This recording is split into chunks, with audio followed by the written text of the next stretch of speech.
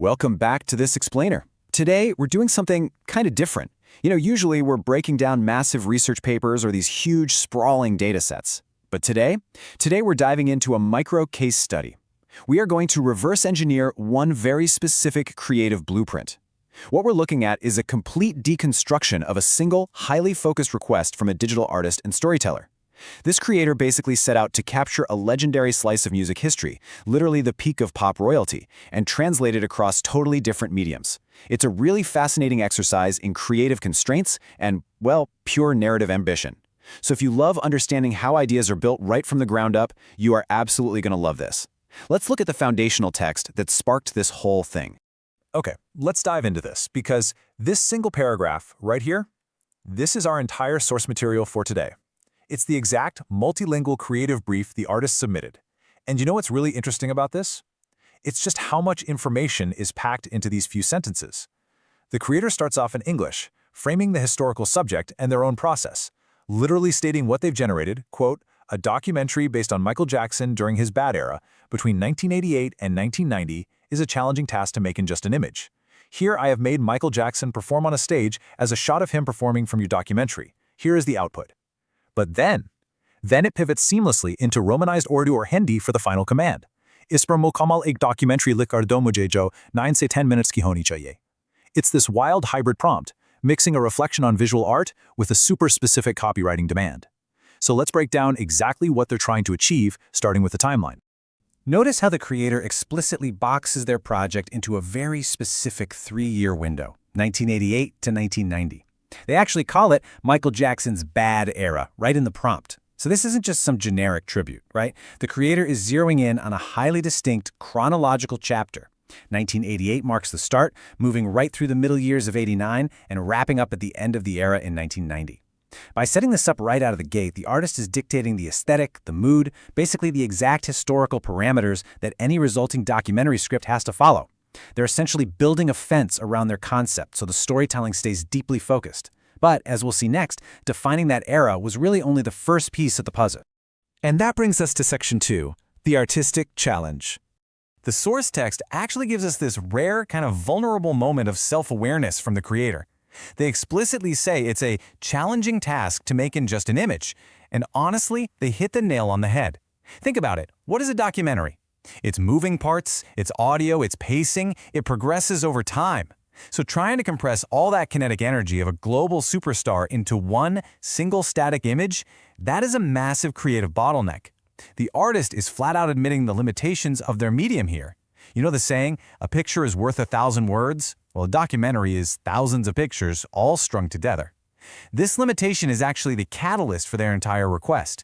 Because that one image just couldn't tell the whole story, they had to come up with a clever workaround. Let's break down the exact workflow they engineered to solve this. It's a pretty brilliant 3-step progression. Step 1. They conceptualized the documentary, spanning 1988 to 1990. The big idea came first. Step 2. They executed what they could visually, generating a specific shot, an output of Michael Jackson performing on stage that looks like a paused frame from that imagined film. Then, Step 3. They used that single visual as an anchor to request a full, comprehensive text script. This is just a perfect example of cross-media generation. They aren't using the image as the final product. They're using it as a prompt to spawn something much bigger. It's like the image is the seed, and the requested script is the entire tree. And this brilliantly illustrates our next phase, Section 3, expanding to a documentary. Look at the sheer scale of the contrast here. On one side we have just an image, a silent, static fraction of a second. That's the immediate visual output. But on the other side, we have the ambition of a 9 to 10 minute runtime.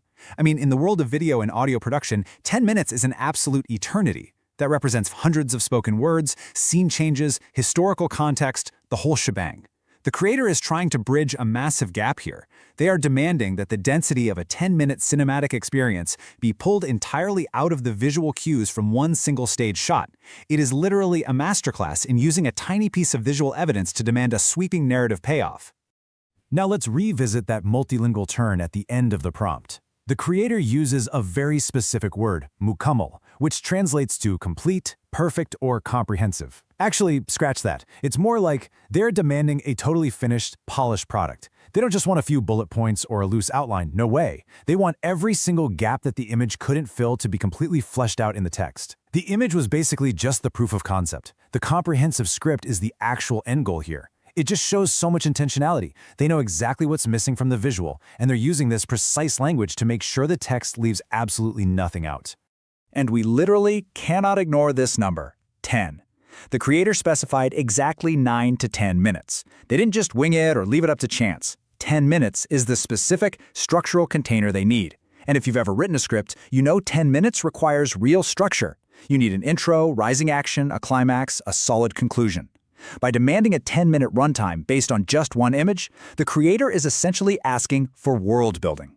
Think about that, taking one frozen pose, one snapshot of lighting and costume, and extrapolating 600 seconds of compelling historical storytelling from it.